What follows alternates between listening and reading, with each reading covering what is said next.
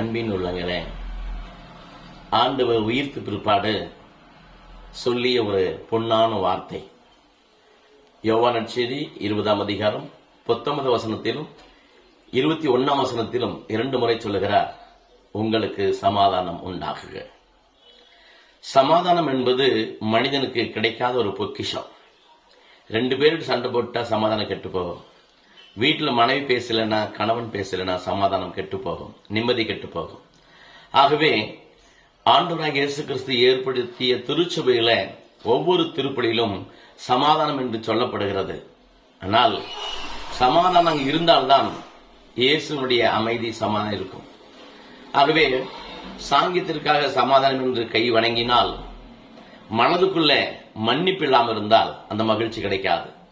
ஆகவே ஆண்டவர் உயிர்ப்பதற்கு முன்பு சொல்லியதை விட உயிர்த்த பிறகுதான் சொன்னார். ஏனென்றால் அவரை அடித்தவர்களையும் நொறுக்கியவர்களையும் மனதார மன்னித்து சமாதானத்தை கொடுத்தார்.